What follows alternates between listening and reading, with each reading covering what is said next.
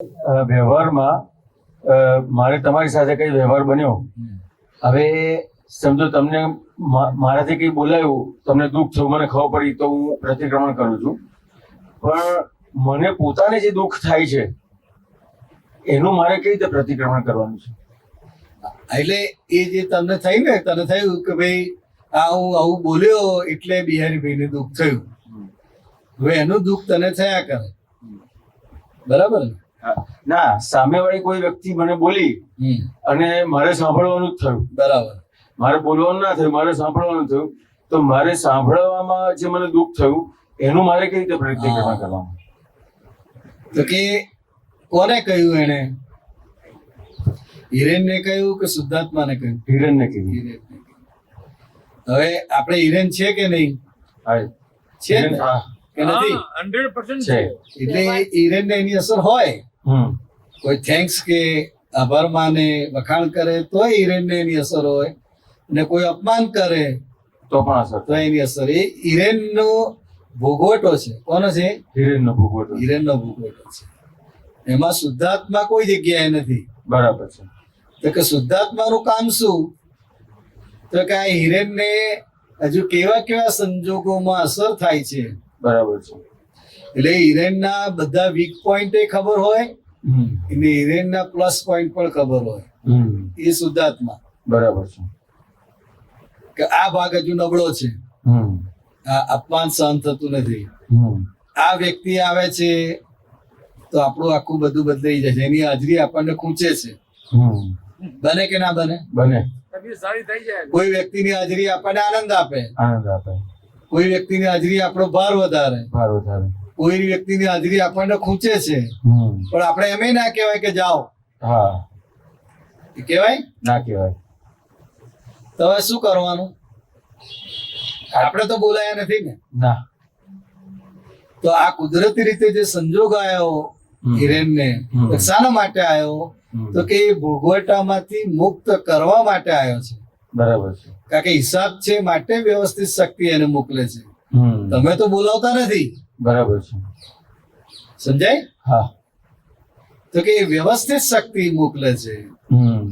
એટલે એ નિમિત્ત આવે ત્યારે જ એ પરિણામો ઉભા થાય. જ્યાં સુધી નિમિત્ત ના આવે ત્યાં સુધી પરિણામ ઉભા ના થાય. ના થાય. એ ઘણી વખત એટલે એના નિમિત્તે તમારો કચરો નીકળે છે. બરાબર છે. કચરો બહાર જાય છે. બરાબર. નિમિત્તે છે. બરાબર છે. પણ આપણે નિમિત્તને જ પકડી રાખીએ છીએ. હા. પણ એ ઉપકારી છે. કઈ રીતે? તો કે આપણો કચરો એના નિમિત્તે બહાર નીકળે છે, અને એ કચરો બહાર નીકળે છે માટે આપણે આપણા સ્વભાવમાં રહીને એને જ્ઞેય તરીકે જોઈ શકીએ છીએ. એ રીતે ભગવાન ઉપકારી કરે. બરાબર છે. પણ આપણને એ ભૂલવાળો લાગે છે. ભૂલવાળું લાગે છે.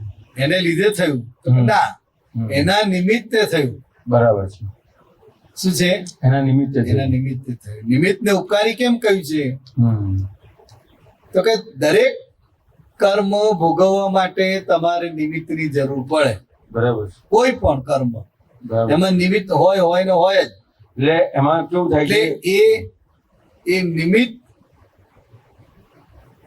તમારા સાથે સંકળાયેલું છે, ઋણાનુબંધથી બંધાયેલું છે, કાં તો રાગના કાં તો દ્વેષના. માટે જ્યારે એ કાળ પાકે છે ભોગવટાનો, સારો કે ખરાબ, ત્યારે કુદરત એને મોકલે છે. બરાબર. વ્યવસ્થિત શક્તિ મોકલે છે. રાઈટ. તમારા બોલાવાથી નથી આવતું. હા. બીજી કેટલી એવી ભૂલો કરીએ છીએ કે જે ઢંકાઈ જાય છે, કોઈને ખબર નથી પડતી, કોઈ બોલતું નથી, દુઃખ થતું નથી, પણ જ્યારે ભૂલ ખુલ્લી પડે છે અથવા પેલાને સામેવાળાને નુકસાન થાય છે, ત્યારે પછી એને એ વસ્તુ આવે છે, ત્યારે આપણી પછી ભૂલ ખુલ્લી થાય છે. ને કોઈ કંઈક કહે ને એટલે એની અસર બહુ થાય. હા. શબ્દની અસર બહુ જ છે. જબરજસ્ત. નેગેટિવ એટલી જ છે ને પોઝિટિવ પણ એટલી જ છે. આમાં સાહેબ બિલીફ કામ નથી કરતી.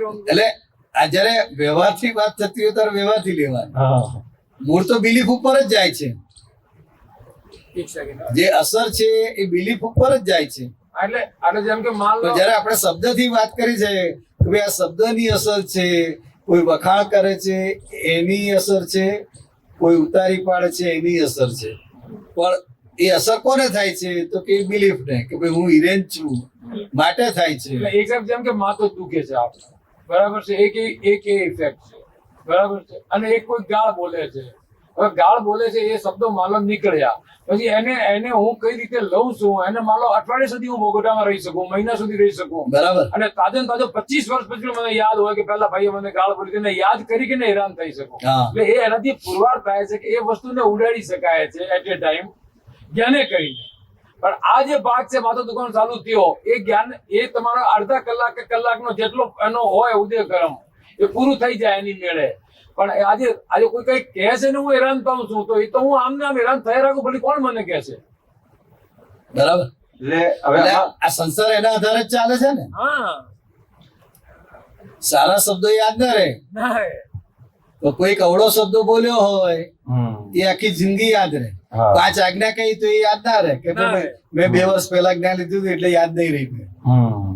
તો 10 વર્ષ પહેલા કોઈ ગાળ દીધી હોય એ એકદમ ફ્રેશ હોય, પાછી ફ્રીઝરમાં મૂકેલી હોય. યાદ. એટલે આવું છે. એટલે આ જે વસ્તુ બને છે ને જ્યાં આપણને દુઃખ થાય છે ને એના હજી પ્રતિક્રમણ નથી થતા. એટલે પહેલા તો આપણે જાણવાનું છે કે ભાઈ આપણને દુઃખ કેમ થયું, કોને દુઃખ થાય છે. હા આ તે કામ બગાડ્યું એટલું બોલે. બસ. હવે આપણી બિલીફમાં છે કે મારાથી કામ બગડ્યું, હમ. તો ખરેખર તે કામ બગાડ્યું ના. તો એ ક્લેરિફિકેશન નથી અંદર. હમ. એટલે હવે હીરેને કામ બગાડ્યું એ ખરું છે હા અને હીરેને કામ નથી બગાડ્યું એ ખરું છે. રાઈટ. એને તો હીરેન જ દેખાય છે હા એટલે કે છે કે હીરેન તારે કામ બગાડ્યું. હા પણ આપણે એવું માની લઈએ છીએ. હા ત્યાં આગળ આપણો પુરુષાર્થ શું છે હા કે હું શુદ્ધાત્મા છું હા ને હિરેનના નિમિત્તે કામ બગડ્યું છે. હા હિરેને બગાડ્યું નથી. નિમિત્ત. એ નિમિત્ત. એ સમજવાનું એટલે છે. એ સમજણ પાકી કરવાની જરૂર છે. બરાબર છે. એટલે એ અસરથી પણ મુક્ત થઈ જવાશે. હા અને ખાસ કરીને કોઈ આત્મપુત્ર આપણને કહે ને કે તે આવું કર્યું, હમ. હવે એ વખતે ખાસ વધારે દુઃખ થાય. હવે ત્યારે આપણે એ સમજવાનું છે હા કે ભાઈ એટલે એ ભલે આત્મપુત્ર થઈને આવું બોલે. હા એટલે એ જયારે વ્યવહાર બને છે ને ત્યારે આપણને થાય કે ભાઈ મારે અહીંયા એના એટલે કઈ અપેક્ષા એ કે છે એ જોવાનું. જ્ઞાન તો હોય ને એની પાસે, જે કહેનારો એની પાસે જ્ઞાન હોય છતાં કે હિરેન તારા તું મોડા એ લીધે આ થઈ બધી તકલીફ. હા તારે કહ્યું તું કે બરાબર 8 વાગે આવી જ જજે કોઈ પણ હિસાબે. હવે એ જે વાત કરે છે, એ જે આરોપ આપે છે તો કે એ તને ફરીવાર આવું ના બને અને કેટલું એનું ઇમ્પોર્ટન્સ હતું એ સમજાવવા માટે વાત કરે છે. બાકી એને ખ્યાલ છે કે વ્યવસ્થિત શક્તિ જ કરતા છે, હા પણ કહેવાનું કેમ એનું ડિસ્કસ કેના માટે કરવાનું. તો ખાલી આપણે ઇમ્પોર્ટન્સ એનું કહ્યું નથી, કેટલી અગત્યતા છે એ કહ્યું નથી, એટલે એક 8 વાગે તો જવાય છે. હવે શું વાંધો? પણ એ 8 વાગે હાજર થઈ જવાનું છે. કેમ થવાનું છે એનું મહત્વ તને બતાવવું પડે. ને નહીં થવું તો શું નુકસાન થશે એ બતાવવું પડે. બરાબર છે. પણ એને એમ કે આ સમજી જશે ને, કાયમ જોડે રહે છે તો સમજી જ જશે ને, એટલે આવી જ જશે. એવું જ થાય છે. રસોડામાં એક નવો મહારાજ મૂક્યો છે. હવે આપણે જે રેગ્યુલર ટેસ્ટ નું બનાવતા હોય એને ખાતા હોય ને તો કહો ટમેટા બટેટા વાળી રસે વાળી સબ્જી બનાવજે. બસ આપણે કહીને છૂટી જઈએ, પણ કયો ટેસ્ટ, કેટલો રસો, કઈ રીતે ભાત સાથે એટલે આપણે બોલે ને રસે વાળી તો પાણી જેવો રસો કરી દે. એટલે એમાં પછી આપણે એને ના સમજાઈ શક્યા કે ખરેખર મને શું જોઈએ. હવે આ એક એકવાર ભૂલ ઉભા થઈ. રહીને બતાવ્યું હોય ને, એકવાર ના, એક્ઝેક્ટ એનું ઇમ્પોર્ટન્સ ના બતાવ્યું. શું નામ તમારું? રીના. રીનાબેન. હવે આપણે એમ કે ભાઈ રસોઈ છે, હોશિયાર છે, 10 વર્ષનો અનુભવ છે, એટલે આપણે શું કહીએ કે ભાઈ રસાવાળી સબ્જી બનાવી દેજે, એટલે આપણને એમ કે બનાવી જ દેશે. ગયા. હવે એને કેટલા રસો જોઈએ છે, તમારે કેવો ટેસ્ટ જોઈએ છે એની તો વાત કરી જ નથી. એટલે પછી ત્યારે ભૂલ આપણી દેખાય કે મેં એને એક્ઝેક્ટ સમજાયું નહીં કે ભાત સાથે ખાવો છે તો થોડો જાડો રસો રાખી, એકદમ હા. પાણી ના કરી નાખતો એમ. હવે ફરી જયારે એ બનાવવાનું થાય ત્યારે તમે બધું કહેશો, અને કારણ નહીં કે તો પેલું જે થયું ને और પછી મેં કીધું કે એક બાર તું रुक, मैं तेरे को बना के बताती हूँ, नेक्स्ट टाइम ऐसा बनाना. તો એટલે મને ત્યારે મારી ભૂલ દેખાય કે હું એને એક્ઝેક્ટ કહી ના શકી ને એની પાસેથી કામ લઈ ના શકી. દાખલા કે આપતો પુત્રો જમવા બેઠા હોય ને મહાત્મા હોય, બોલો મહાત્મા શું લાવું, આપણે કે ભાઈ થોડો ભાત લાવ. થોડો ભાત એટલે કેટલો? આપણે થાળી આપી દીધી છે એને, એટલે એ થોડો ભાત એની ભાષામાં સમજે ને કે આપણી ભાષામાં? એની ભાષામાં જ સમજે. એ આટલો બધો લઈને આવે કારણ કે એ આટલો ખાતો હોય, એના માટે એ થોડું એના આધારે થોડો. તો હવે આપણે શું કહેવા માંગે? થોડો એટલે કેટલો? થોડો એટલે બતાવવો પડે કે આટલો ભાત લાવજે. પણ આપણે એમ કે સમજી જ જશે ને મહાત્મા છે તો. એમને અનુભવ થાય. એટલે આ બધા અનુભવ થાય, જે તમને અનુભવ થાય ને એ તમને લોકોને બહુ અનુભવ થાય. તમને વધારે થાય. બધી રીતે અનુભવ થાય ને એમાંથી જ પછી આવે કે લાવો એમ કરો તમે ભાત લેતા આવો એટલે મારે જેટલા જોઈશે એટલું લઈ લઈશ. સમજાય? એટલે પછી આ રીતે ને એક વાર તમે થાળી આપી દીધી, દૂધ નાખી દીધું અંદર, પછી ગયું. કાં તો ખાઈ જવું પડે, કાં તો એટલું મૂકવું પડે. વસ્તુ એકની એક જ હોય પણ ટેસ્ટ બદલાઈ જાય. પછી એમ પાછું એમ કરીને ચલો આપણા નસીબમાં, એટલે અત્યારે ખાવામાં થાળીમાં આવ્યું છે ને એ ચલાવી લો, પણ એકવાર ચલાવી પણ ભૂલ દેખાય ને તો ફરી વાર રિપીટ ના થવું જોઈએ. ત્યારે ઉભા થઈને બતાવવું પડે કે અભી નેક્સ્ટ વીક જબ બનાएंगे तब मैं तेरे को बताती हूँ कैसे बनाना है. અને એ જ આપણું જાગૃતિ ને, હા, બહુ. એ જ આપણી અને જાગૃતિ. નહીં તો પછી દર વખતે તમારે એવું થાય કે આપણા શું થાળીમાં જે આવ્યું કેવું આપણું નસીબ, જોઈએ હવે છે, ખાઓ પાણી કેટલું વાળું. જોઈએ છે એ તમારે નવા માણસને જણાવવું પડે. રસોઈયો તો છે જ. હવે કોઈ ગુજરાતી રસોઈયો હોય ને રાજસ્થાની રસોઈયો તો કેટલો ફેર પડે? બહુ કેમ. એટલે એમને સાહેબ એ કેટલી મોટી વાત કરી. એક વખત કીધું, એમના ડિઝાઇન પ્રમાણે ના આવ્યું એટલે એમને પોતાની ભૂલ દેખાઈ કે મારે કઈ કહેવામાં અન્ડરસ્ટેન્ડિંગ બરાબર મારી નહોતી. ને મારી સમજાવવામાં કચાશ. એટલે આ કેટલી મોટી પોતાની ભૂલ દેખાવી. એટલે એ મહાત્માઓને આ ખબર પડતી જાય હા, ધીરે ધીરે ધીરે ધીરે. નહીં તો શું કહે મહારાજ કે પેલો આ કે નહીં સમજાતો ડોબો બળદ જેવો છે, સમજાતો નથી, પણ પોતાની ભૂલ દેખાઈ સાહેબ. એટલે આખી દ્રષ્ટિ કેવી છે જો. અને કોઈ પણ જગ્યાએ જાઓ તો આ અનુભવ થાય. દાખલા કે હું કોલેજમાં હતો, દાદા ભગવાનના ગામમાં ભાદરણ કોલેજમાં. હવે એક પટાવાળો ફાઇલિંગ કરતો હતો. ફાઇલિંગ કરે ને જુના. મેં તો ભાઈ અત્યારે તું આ મૂક ને, પહેલા આ કામ કર, હું જે બતાવું છું એ કામ કર પહેલા. એટલે એને મૂકી દીધું, પછી એ કામ કરીને પછી બેસી ગયું. કેમ બેસી ગયો ભાઈ? તમે કહ્યું કે પહેલા મૂકી દે, આ તું આ કામ કર, પણ આ પતાઈને પછી પેલું કરવાનું છે એ આપણે નથી બોલ્યા. આપણે ઘણીવાર બહુ સમજી જ જતા હોઈએ છીએ કે થઈ જશે, પણ ના, આપણને જે જોઈતું એ અને exact આમાં શું છે કે જ્યારે આટી પડેલી હોય ને એક બીજી વ્યક્તિઓને, ત્યારે એ આ રીતે બચાવ કરે. મને શી ખબર કે આમ કરવાનું છે, દૂધ લેવાનું છે, કેટલું લેવાનું મને કઈ ખબર નહીં, એટલે મેં જવા દીધો દૂધ વાળા. જયારે એકબીજાને આટી પડેલી હોય, અણબનાવ હોય, ત્યારે એ તમારા શબ્દો ઉપર જ જાય. 100%. પછી તમારો આશય, તમારો ભાવ ના પકડે, કારણ કે એને તમને અનુભવ કરાવવો હોય. શું કરાવે? તો એને ખબર પડે. તમે ક્યાં કહ્યું તું દૂધ લેવાનું? કહ્યું તું કેટલું લેવાનું મને શી ખબર?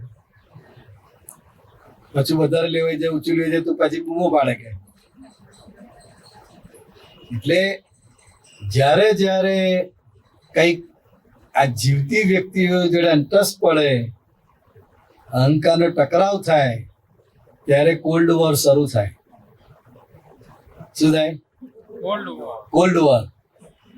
એમાં કશું ગરમા ગરમી ના હોય, અંદરથી જ. ઓફિસમાં એવું જ થાય કે જ્યારે કોઈ નવો કસ્ટમરનો નંબર આવે તો મેં એને 100 વાર ઇન્સ્ટ્રક્શન આપી છે કે જેવો નવો નંબર આવે અને એ નામ પડે કે હું આ બોલું છું એટલે આપણે સેવ થઈ જ જવો જોઈએ કે ભવિષ્યમાં આપણે કંઈ પણ કામ પડે તો રેફરન્સ માટે નંબર ફટાફટ ગોતી લેવાય. પણ જ્યારે પણ હું માંગુ ને કે અઠવાડિયા પેલા ભાઈનો દીપકભાઈનો ફોન આવ્યો હતો ને ચલ નંબર કાઢ દેનો, નથી સેવ નથી કર્યો. મેં કીધું કેમ નથી કર્યો? તો એને 10 વાર ઇન્સ્ટ્રક્શન આપી છે. તો મેં કીધું હવે રહેવા દે, એ કામ હું કરું છું. કે ના હું કરીશ ને, એમાં શું છે મેડમ, હું કરું છું પણ એ કામ થતું જ નથી. તો મેં કીધું મારી ક્યાં ભૂલ થાય છે? એટલે પછી મેં ઓટોમેટિક પેલો સેવર ફોન લાવ્યો. પછી મેં એને કીધું જો આપણે આ નુકસાન થતા કેટલું બચ્યું, એ નંબર મળી ગયો તો આપણે તરત ફોન કરીને એને પૂછી શકીએ ને કે આ છે. એટલે એ લોકો જોડે માણસો જોડે કામ કરવું હોય તો આપણે એક્ઝેક્ટ વ્યૂ પોઈન્ટ બતાવીએ ને તો જ કામ થાય છે, નહીં તો એ લોકો એ રીતે એ લેવલે કામ થતું જ નથી. આપણે નુકસાન બતાવીએ કે જો નંબર ના મળ્યો તો આપણે આટલું નુકસાન થયું, અને જો એટ એ ટાઈમ નંબર મળી ગયો તો આપણે એક જ મિનિટમાં સોદામાંથી નીકળી ગયા હોત એમ. બરાબર. એ સાહેબ એ જે મેં દાખલો ગણ્યો હતો ને, એ કઈ રીતે ગણ્યો હતો? મારો એક ફ્રેન્ડ છે, એને એક ફેક્ટરી ઊભી કરેલી છે. ફેક્ટરી એટલે પછી એનો સંજોગો વસાત માન લો ફેક્ટરી વાઇન્ડ અપ કરવાની હતી. એટલે આપણે પછી અમે ડિસ્કશન કરી બેસીને, એટલે એક ઉપયોગથી ફેક્ટરી ઊભી કરી હતી. હવે એના પ્રતિપક્ષી ઉપયોગથી વાઇન્ડ અપ કરે છે, પણ એ પોતે બહાર છે, છતાં પણ ટેન્શન છે. જયારે આ એક ઉપયોગથી આ ઊભી કરી છે ને હવે આમાં જોઈ લીધું કે ભાઈ આમાં સાર નથી, જેમ કે આ ઉપયોગ ઉભો કર્યો પછી જોઈ લીધું ભાઈ હવે આમાં જે વસ્તુ જોઈતી હતી આપણને એ આમાં મળશે નહીં, છે નહીં ભૂતકાળમાં, ખોટું આમ મતામણ કરતા આમાં એ ગુણ જ નથી. સુખનો કે સેફ સાઈડ નો જે મૂળ વસ્તુ સુખ ને સેફ સાઈડ છે, એ જયારે ખબર પડી ભાઈ હવે આમાં ગુણ નથી, એટલે હવે ઊભી કરેલી ફેક્ટરીને પાછી વાઇન્ડ અપ તો કરવી પડશે, એના ઠેઠ સુધી પહોંચવી પડશે. જેણે જેટલો ઇન્ટરેસ્ટ લઈને ઊભી કરી હા. છે એટલું જ એટલો જ. એને તો હવે આમાં શું હોય છે કે પ્રાઇવેટ લિમિટેડ કંપની હોય ને, એને ઊભી કરવામાં ડોક્યુમેન્ટ જોઈએ છે 100 અને બંધ કરવામાં જોઈએ છે 900. એના ક્રાઇટેરિયા આવા છે, બંધ ના કરી શકો તમે. એની કેપિટલ જે છે કાયદેસર કોઈને આપવી પડે, એના શેર બધું, એટલે બહુ બધા પ્રોબ્લેમ હોય. તેને આખું વાઇન્ડ અપ કરે છે ત્યારે પોતે કમ્પ્લીટ મુક્ત થાય છે. એ બહાર છે મુક્ત, પણ એ અલ્ટિમેટ મુક્ત ક્યારે થાય કે જેને આ wind up બધા થાય. બોજામાંથી નીકળે તો નીકળે ત્યારે કે હવે આ ઉભો થઈ ગયો, હવે દાદા મળે ખબર પડી કે ભાઈ આ તો ખોટું ઊભું કરી નાખ્યું. લાસાના જેવું કે ફેક્ટરી વેચાઈ નથી, ફેક્ટરીની જગ્યા વેચાઈ નથી, ધંધાથી મુક્ત થઈ ગયો. હા, એટલે ધંધાથી મુક્ત થયાનો આનંદ છે, આનંદ છે. પણ ફેક્ટરી વેચાઈ નથી. આ 35 કરોડની જગ્યા છે હા, એ વેચાઈ નથી, એનો બોજો રે. એનો મોજો રે, બહુ મોટી વાત છે. ધંધો કરતો નથી, ધંધામાંથી બહાર નીકળી ગયો. સમજાય? નવું કશું ઊભું નથી થતું, હા, નવું ઊભું નથી હા. થતું. નવી પણ- લાયબિલિટી નથી આવતી, નવી લાયબિલિટી નથી આવતી, પણ હજુ આ બાકી છે, જૂનું બધું પૂરું. જૂનું બાકી છે. એટલે આમાં કેવું એટલે છે? એનો બોજો એને રહ્યા કરે. રહ્યા કરે.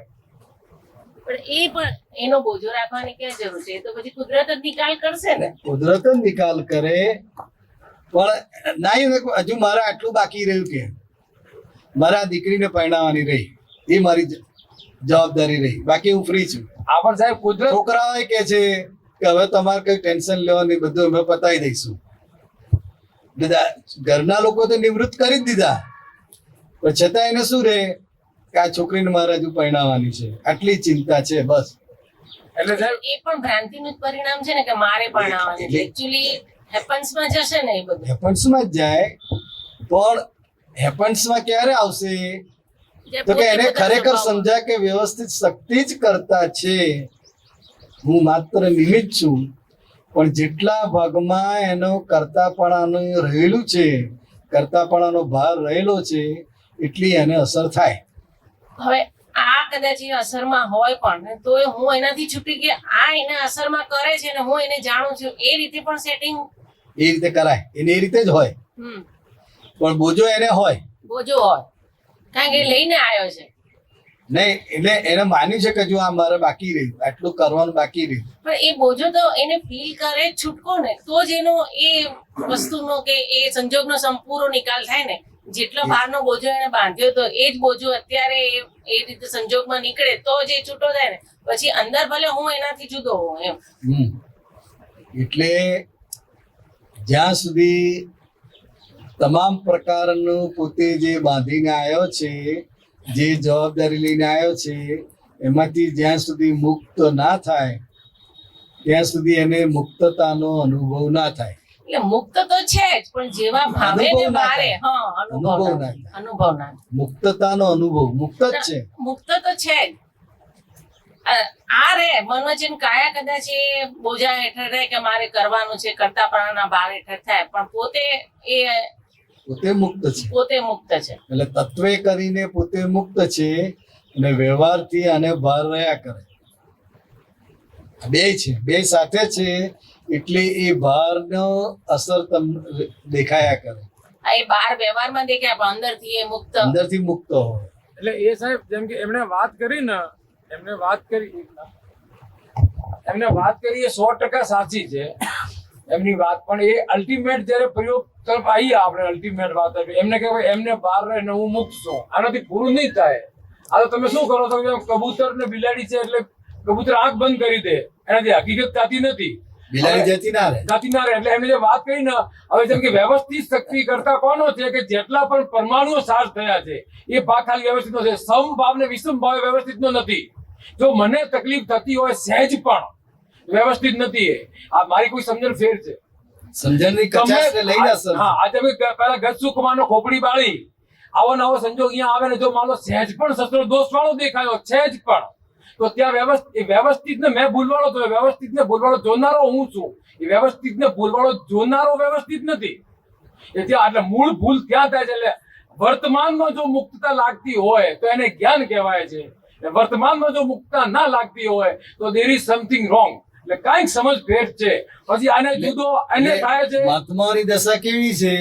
હા દ્વંદમાં આવી જાય છે. અને એ બે છે હા એટલે જેટલા ભાગમાં એ મુક્ત થયો છે હા. એટલો એને મુક્તતાનો આનંદ છે. હવે અને જેટલો એ રોંગ બિલીફમાં અટવાયો છે હા. રોંગ બિલીફને કારણે હા એટલામાં એને ભાર છે. અરે એ તો સાહેબ એનો ડેવલપમેન્ટ છે. જેમ કે તમારા પાસેથી 10 રૂપિયા ખોવાઈ ગયા તો તમને બહાર નહીં લાગે, પણ જો 2 વર્ષના છોકરાને મમ્મી 10 રૂપિયા આપ્યો અને ખોવાઈ જાય તો બહુ ટેન્શન થાય એને. એટલે એ તો ડેવલપમેન્ટ છે, પણ જે જ્ઞાન મળ્યું છે એનો ઉપયોગ ક્યાં છે? જો જ્ઞાન મળ્યું છે ને એનો ઉપયોગ હોય તો કવિરાજે પદમાં ગાયું છે કે અંદર મહાવીર જેવું વર્તે એવું જ્ઞાન છું. તો કાં તો કવિરાજના પદની લાઈન ખોટી છે ને કાં હું ખોટો છું. બે માંથી એક રોંગ છે. કવિરાજે દાદાના પદને એટલી વેલ્યુ આપી છે કે અંદર મહાવીર જેવું વર્તે એવું જ્ઞાન શું, પંચજ્ઞાઓ વર્તે તેને જાતે મહાવીર બની જશે. તો પછી એ પ્રયોગ કરીને જોઈએ ગમે તેવા સર્કમસ્ટન્સીસ હોય, પણ જો માન લો મને પ્રોબ્લેમ થાય છે પછી હું આમ કહું કે એને અસર થાય છે ને હું તો પૂરું નહીં થાય એને એટલે કોને આ તો લાકડો છે, એને અસર થાય કે ના થાય એનો કોઈ મતલબ જ નથી. ના ના એવું નથી રવિન્દ્રભાઈ. આ અહીંયા પોઈન્ટ હા સમજવાનો છે. બોલો. આ મિશ્ર ચેતન છે કોણ રવિન્દ્રભાઈ નું જે જ્ઞાન body છે, મળ્યા પછી મિશ્ર ચેતન રહ્યો ખરો ખરો. કે પાવર ચેતન છે? મિશ્ર ચેતન રોંગ બિલીફ થઈ ગઈ. હા બરાબર છે, રોંગ બિલીફ થઈ ગઈ સાહેબ. મિશ્ર ચેતન એટલે જેમ 3 ભાગ પાડ્યા છે દાદાએ, નિચેતન ચેતન, મિશ્ર ચેતન અને શુદ્ધ ચેતન. જ્ઞાન વિધિમાં ઉડાડે છે શું? આખો પ્રયોગમાં શું ઉડાડે છે? મિશ્ર ચેતન ઉડાડે છે. એ જે ડિસ્ચાર્જ અહંકારને થાય છે. એક મિનિટ એટલે એ જે બિલીફ છે ને, હા બિલીફ વસ્તુ જુદી છે, બિલીફ ઉડે છે. હા અને આ મિશ્ર ચેતન જે ભાગ છે હા એ આત્માની હાજરીમાં આ રવિન્દ્રભાઈ ચાર્જ થયેલા છે. એક્ઝેક્ટલી. એટલે એ ચાર્જ થયેલો ભાગ છે એ મિશ્ર ચેતન એ છે. ચાર્જ થયેલો ભાગ ડિસ્ચાર્જ થાય છે. એટલે એ મિશ્ર ચેતન છે. હા, પણ એ મિશ્ર ચેતન ક્યારે કહેવાય કે લાઈવ જેમ કે ડાયનામો લાગેલો હોય, એક બાજુ પાવર પુરાય છે ને એક બાજુ લાઈટ ચાલુ થાય ગાડીના, ત્યારે એનો લિંક છે, આખું લિંક છે. પણ જ્યાં ડાયનામોને ખસેડી દઈએ ત્યારે પણ લાઈટ ચાલુ જ હોય. ત્યારે કાંઈક ફેરફાર થયું છે એટલે આખી બિલીફ પલટી મારી જાય છે, રોંગ માંથી રાઈટ થઈ જાય છે. પછી એવું ને એવું દેખાશે છતાં પણ એની અંદર ખરો જે લાઈવ પાવર છે, જે સપ્લાય હતી, ચાર્જ ડિસ્ચાર્જ જે એક હતા બંને, એટલે હવે એકલો ડિસ્ચાર્જ જો રહ્યો હોય તો પછી મળદાળ જ છે, ગમે તેની ઇફેક્ટ થાય. એટલે મળદાલ કઈ અપેક્ષા એ સમજવાનું છે. હા આમ જીવતો જ છે હા. રવિન્દ્રભાઈ. મળદાલ કઈ અપેક્ષા એ? કઈ અપેક્ષા એ? તો કે તત્વની અપેક્ષા એ છે. તત્વની અપેક્ષા એ. બરાબર છે. અને આપણે કઈ અવસ્થામાં છે?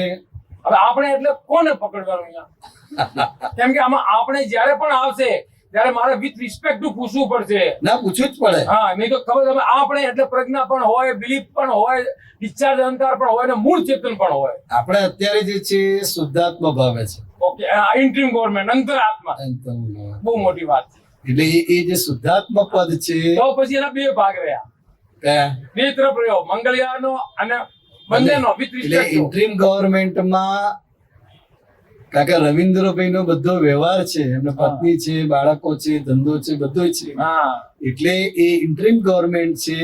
એટલે વ્યવહાર હોય ત્યારે વ્યવહારનો સંભાવે બહુ નિકાલ મોટી કરે. વાત છે સાહેબ. અને જ્યારે એને પૂર્ણ સમય હોય ત્યારે એ જ ભાગ શુદ્ધાત્માની એટલે બહુ મોટી ભજનાર. અલ્ટિમેટ વાત કરી તમે. હવે આજે ઇન્ટ્રીમ ગવર્નમેન્ટ એટલે અંતરાત્મા દશા તરીકે છીએ, એટલે ઓન બિહાફ ઓફ રવિન્દ્ર પણ એમને રહેવું પડશે અને ઓન બિહાફ ઓફ સોલ પણ એને રહેવું પડશે. ફાઇલનો સંભાવે નિકાલ કરવાની પણ જવાબદારી છે અને આત્માના ગુણોની ભજના કરવાની પણ જવાબદારી છે. બરાબર. આવી રીતે પૂરું કરતું જ્યારે ઇન્ટ્રીમ ગવર્નમેન્ટ પૂરી થાય, ફુલ્લી ગવર્નમેન્ટ આવશે ત્યારે નહીં ફાઇલ હોય ને નહીં આત્માના ગુણોની ભજના કરવા. બસ એટલે અત્યારે મહાત્માઓની જે દશા છે એ ઇન્ટ્રીમ એ ગવર્નમેન્ટ. બહુ મોટી વાત છે. એટલે ઇન્ટ્રીમ ગવર્નમેન્ટમાં બધું જ હોય, હા, બરાબર. બધી જ ચહલ પહલ હોય. બધી હોય. બહુ મોટી વાત છે. હવે ઇન્ટ્રીમ ગવર્નમેન્ટ વાળાને જો મંગળિયાની અસર એ ઝીલે તો એની ભૂલ થાય છે. ઓકે, જીલે મંગળિયા નહીં, જાણે કે આ ભાવે બંધાયું હતું ને આ ભાવે છૂટી રહ્યું હા, છે. એ ઝીલતો નથી, જાણે છે. નહીં, એ જાણે તો લોસ માં જાય. એને સમભાવ નિકાલ અને એની દ્રષ્ટિ ખાલી સમભાવ નિકાલની હોય, જાણવાનો અત્યારનો રોલ નથી. એટલે મારી જે સમજણ છે હું તમને કહું છું, જાણનારો મૂળ પ્રકાશ છે, એ જાણ્યા કરશે. એનો કામ શું છે કે એને ઉભો કરેલો છે લફડો, એને જાણવાનો નહીં, તારે સમભાવ સાચો અને ડ્યુટી સમભાવની છે. એ જેમ સમભાવનો નિકાલ કરે એમ પરિણામ વધે એનું. પછી ફરી આત્માના ગુણમાં બધા વધારે ટાઈમ મળે, ફરી સંભાવ નિકાલ કરે, ફરી વધારે, એમ કરતો કરતો બે એટ એ ટાઈમ ચાલ્યા કરશે. બે ચાલે, બે એ ચાલ્યા કરે. જ્યારે ફાઇલ પૂરી થઈ ગઈ ત્યારે ઇન્ટ્રીમ ગવર્નમેન્ટ પૂરી થઈ ગઈ અને મૂળ પરમાત્મા ગવર્નમેન્ટ આવી જાય. પરમાત્મા પદ આવી ગયું. એટલે નહીં ફાઇલ રહી ને નહીં આત્માના ગુણોની ભજના રહી. આવી રીતે એ શું જાણે કરે છે પણ ખરેખર વિષમભાવમાં ક્યારે જાતું રહે કશું ઠેકાણું નથી. અહીંયા જયારે ગાળ આવે છે, અપમાન આવે છે, તો કોઈ પૈસા ખાઈ જાય 5 લાખ, ત્યારે એમને વચ્ચે વાળાને પકડવો પડે, ખબર પડે કે ભાઈ એટલે એ ઇન્ટ્રીમ ગવર્નમેન્ટ છે એટલે બધી અસરો હોય, હા અસરો હોય, બધી બધી અસરો હોય, બધી અસરો હોય. એટલે આપણે મૂળ તત્વ સ્વરૂપ થઈ ગયા છે એવું નથી. ના ના, એક્ઝેક્ટ છે સાહેબ, તત્વ એની જગ્યા જ છે. અને રવિન્દ્રભાઈ છે સંપૂર્ણ રીતે એવું પણ નથી, એવું પણ નથી, બે ભાવ છે. પણ છતાંય રવિન્દ્રભાઈ એવા ને એવા જ દેખાય છે. અને આ બાજુ તત્વ જે છે એ મૂળ લક્ષ શું છે એ આપણને ખબર છે. તો હવે આ બેયને જે વ્યવહાર અને નિશ્ચય, વ્યવહારનો નિકાલ કોણ કરશે?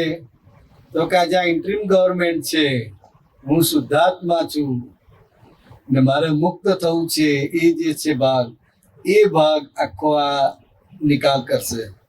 એટલે એ જે વાત છે ને સાહેબ, જેમ વ્યવહારનો નિકાલ એ કરશે કે વ્યવહાર ઉપર સમભાવ એ રાખશે? કેમ કે વ્યવહારનો આપણે ભાષા આ રીતે બોલે છે, નિકાલ એ કરશે. પણ એક્ઝેક્ટ તો મતલબ એટલે એક્ઝેક્ટ આપણે સમજી જવાનું, આપણે તત્વથી વાત કરીએ છીએ.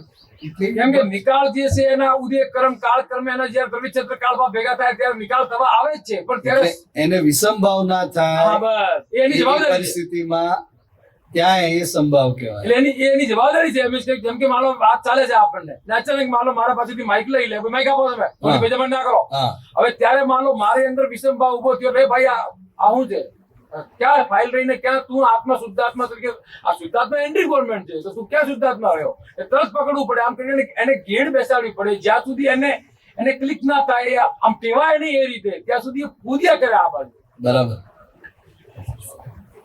એટલે આપણી જે સમજ છે એ બિલકુલ ક્લિયર છે. એટલે તમને પૂછું છું કે આ રીતનું છે એટલે બરાબર છે? અને બરાબર છે, ઇન્ટ્રીમ ગવર્નમેન્ટના પદમાં છે આપણે. હા, એન્ટ્રી ગવર્નમેન્ટ પદ્ધતિ છે, બસ. એને બે કામ કરવા છે. એટલે એને હવે બે ભાગ રે, એટલે મને મારો અંદરનો ભાગ મારો વ્યવહારે અને નિશ્ચય વ્યવહાર રહે. બંને હોય. એટલે એ મને જેમ કે કહે કે ભાઈ હું એને જાણું છું, એટલે ભાઈ તું એને જાણતું નથી, તું રાગદ્વેષ કરું છું. જેમ કે હવે શરીર મારો પોતાની ડિઝાઇન પ્રમાણે ના ચાલે, ત્યારે અંદર પ્રોબ્લેમ થાય છે. તો ભાઈ તું એને જાણીને તું એનો વિષમભાવ કરે, જાણીને સમભાવ રાખવાનું છે. ભાઈ તને જણાયા વગર નહીં રહે એની ઇફેક્ટ. કેમ એટલે નહીં? જ્યાં સુધી એ વાસ્તવિક સ્વરૂપે એને સમજશે નહીં ત્યાં સુધી સંભાવ રહે નહીં. નહીં રહે સંભાવ. એ ગમે તેટલો કે સંભાવ રાખવું છે પણ એમાં સહેજ પણ પ્રોબ્લેમ ને થાય, રાખવાથી સંભાવ રહેતો નથી. રહેતું નથી રાખવાથી. સંભાવ એ તમારી સમજણનું પરિણામ છે. સમજણનું પરિણામ. તમારી સમજણ જેટલી ક્લિયર, એના પરિણામ સ્વરૂપે સંભાવ રહે. સાચી સમજણનું પરિણામ છે. જેમ કે મારા ડાયાબિટીસ છે, ડોક્ટર પર ચેક કર્યો એટલે 630 આવ્યો, એટલે અંદર ઢીલું પડી ગયું. મેં કેમ ભાઈ, ફાઇલ છે ને, તું વાતો તો મોટી મોટી કરતો હતો, ફાઇલ છે ને સંભાવ, હવે ઢીલું કેમ પડી? તારે શું લેવા દેવા છે એની સાથે? મને કે તારે એના પ્રત્યે ખાલી સંભાવનો જ તારો ડ્યુટી છે, અધિકાર નહીં, તારો રાઈટ છે. ના, એટલે આપણે રવિન્દ્રભાઈને કહેવાનું કે જરા કાળજી રાખો. હા, એ કાળજી ઢીલા પડી જાય એનો કહું છું. કાળજી રાખો એને કહીએ ને તો એટલે પછી પાછો ક્યાં ને ક્યાંય જતો રહે. એટલે આ બંને વ્યવસ્થા આપણે કરી શકીએ એમ છે. આ બંને કરી શકીએ એમ છે. હા, બંને. એટલે ખાલી શુદ્ધાત્મા શુદ્ધાત્મા ના ચાલે. એ નહીં, ના ચાલે. ખાલી હું રવિન્દ્રભાઈ એ નહીં. નહીં ચાલે, બરાબર છે. આ જ્ઞાન એવું છે કે તમારા લઈ આવેલા વ્યવહારનો સંભાવે નિકાલ કરવાનો છે. બરાબર છે. એટલે એ સંભાવે નિકાલમાં જ્યાં જ્યાં વિસંભાવ રહે ત્યાં ત્યાં તમને અનુભવ થાય, હા. એ અનુભવ કરાવે. એ રન થાય વિષમભાવ. એટલે હેરાન થાય એનો અનુભવ થાય ને હા, અનુભવ કે આ આપણે દેવતાને પકડીએ છીએ, મારું મારું તે દજાય છે. એટલે બહુ મોટી આ એટલે એ અનુભવ કરાવવા માટે આવે છે. ઇન્ટ્રીમ ગવર્નમેન્ટ નો કોડ પડે છે, 3 વસ્તુ ક્લિયર થાય. બસ 3 વસ્તુ